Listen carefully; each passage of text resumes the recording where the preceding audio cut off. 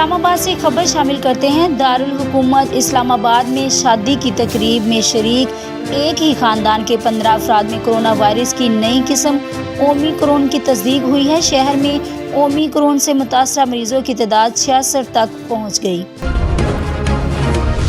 اسلام آباد ملک میں ہفتہ وار مہنگائی کی شرح میں 0.50% کی معمولی کمی، جبکہ سالانہ بنیادوں پر مہنگائی کی شرح ابھی بھی 20.05% پر برقرار ہے۔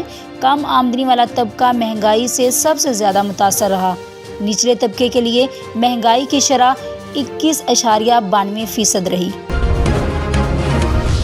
کبیرولہ نجی ہسپتال کی ڈاکٹر صوبیہ کی غفلت، 21 سالہ صبا نامی لڑکی کی جان لے گئی۔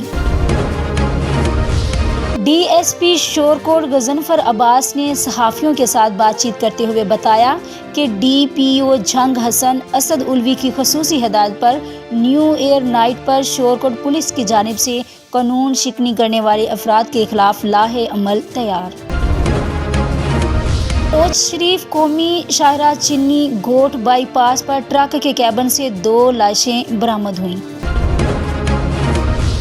خانیوال پولیس کا نیو ایئر نائٹ کے سلسلہ میں جامع سیکیورٹی پلان تشکیل، ڈی پی او سید ندیم عباس کی نیو ایئر نائٹ کے حوالے سے شہریوں کو مبارکباد اور خصوصی پیغام۔ تھانہ کدائی پولیس نے سال نو کی آمد کے حوالے سے شراب کشید کاری کی گئی، 210 لیٹر لہن جبکہ 120 لیٹر دیسی شراب برآمد کر کے ملزمان کے خلاف مقدمہ درج کر لیا۔ Chairman municipal committee Shorkot Chaudhry Imran Raza مقرر مدت ختم ہونے کے بعد نیک تمناؤں کے بعد رخصت، میونسپل کمیٹی آفس میں الوداعی تقریب کا انعقاد۔ مامو کانچن پولیس تھانہ مامو کانچن نے چالو بھٹی سمیت شراب برآمد کر کے مقدمہ درج کر لیا، ملزم گرفتار۔ نظام مصطفیٰ کی نفاذ کے لیے جدوجہد جاری رکھیں گے، جمعیت علماء پاکستان آج بھی ملک بھر میں فعال اور مضبوط ہے، پارٹی کے اندر اختلاف ہوتے رہتے ہیں۔ تھانہ میں آنے والے ہر شہری ہمارے لیے قابل احترام ہے، مظلوم سائلین کے لیے تھانے کے دروازے 24 گھنٹے کھلے ہوئے ہیں، شہریوں کی جائز شکایات کا فوری ازالہ کرنے کی کوشش کرتے رہیں گے۔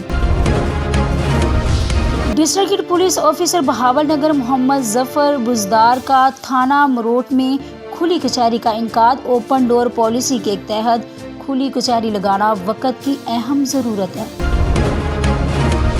ضلعی پولیس کا نیو ایئر نائٹ کی آمد کے موقع پر ضلع بھر میں فلیگ مارچ، ہیڈ کوارٹر پر ایس پی انویسٹیگیشن فاروق احمد انوار نے فلیگ مارچ کی قیادت کی، جبکہ ایس ٹی پی او نے اپنے سرکل میں فلیگ مارچ کی قیادت کی۔